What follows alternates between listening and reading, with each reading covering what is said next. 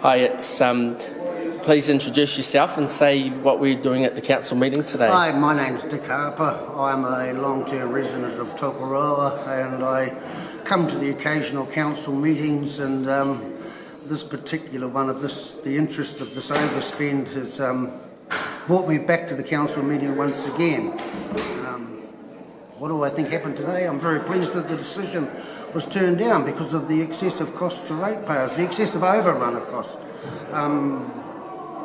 I disagree entirely with Councillor Gash's views about having to move forward and about how Tokoroa needs to replace itself. Tokoroa is a very good town. It's been an amazing town to an amazing amount of families. Thousands and thousands of families in this country have benefited from Tokoroa. And so it has got nothing to reinvent. It's a good town. It just needs a good tidy up. It doesn't need incompetent $800,000 blowouts. It's interesting. And some of the councillors that spoke today, you've mentioned one of them. Obviously, there were two people that were away who voted for absorbing the blowout, which was Baldwin and Lee. What did you think about the meeting without those two that was mentioned today? I'm not going to criticise someone who wasn't there or anything else. I think that people have a right to have their view, and it's good. I'm pleased that the people were there that did express their view. That's what we call democracy, but I'm not going to comment on someone who's not there to defend themselves. The other thing was, everyone made their statement who was a councillor. I would have thought it was time for the councillors to then, after hearing everyone else's comment, to then facilitate it. And I also heard your name up. We had 21 people from the community there. Why were the community that had turned up not asked their opinion?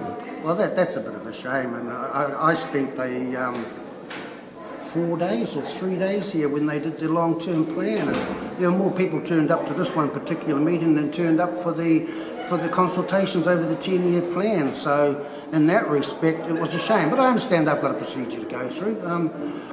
But I do feel that the public should have been invited to make a position. They should definitely have been able to make a position known to those councillors, because you've got to hope that one or two of them don't get re-elected if they're happy to accommodate an $800,000 blowout. So anyway, this video, thanks for agreeing to for the YouTube side. So basically, what would you have said when you put your hand up to the full meeting? Is it worthwhile me saying that?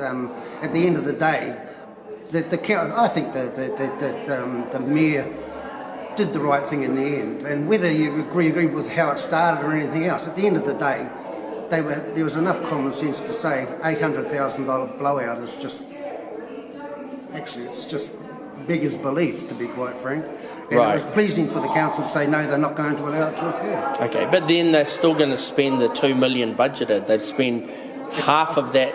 What do they spend? $500,000 to cut the trees down. So there's now $1.5 million to go. So they did vote to spend another $1.5 million. I'm only pleased that they weren't going to spend another $800,000 to cut down 3 more trees. So it was going to be $2 million and $800,000. So now it's only $2 million. So within budget. No one can deny that the front of the town needs an upgrade. Personally, I think that would have been better to try and encourage the landlords to do the fronts of their buildings up first. Perhaps, that may have given the town a different perspective. Okay. And who puts a bus stop in the busiest part of town? I know, it should have been down where the old toilets were with the car bay. Thank you very much for your interview. Yes, thank you.